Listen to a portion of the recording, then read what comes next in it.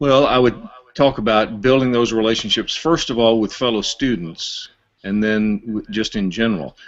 You would have to find fellow students who live in your area and with whom you can, get together with.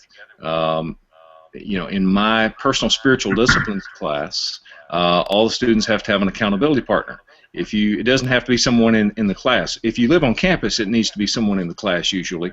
But so you might be able to find someone near to you who's also in the class, and you could meet together with them and foster a relationship that way.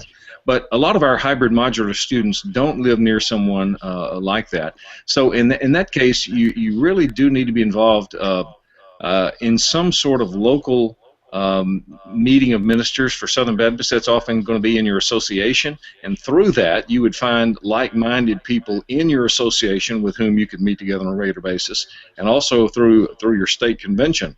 You would meet guys like that.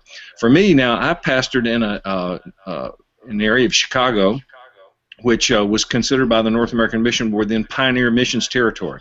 In other words, no other Southern Baptist or hardly any other Southern Baptist in a great radius there. So I was part of a ministerial fraternal that a friend of mine started called the Whitfield Fellowship, and we met together every month, and it was a group of T4G type guys, people who are Gospel Coalition guys, 9 Marks guys we might say today, people in your area that aren't necessarily in your denomination.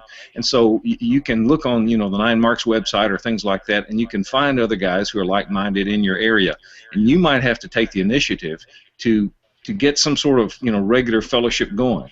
But it is true that every pastor needs a pastor, and you will get very lonely, and you need to search out those relationships. Otherwise, you can become very isolated, and you've got to find that.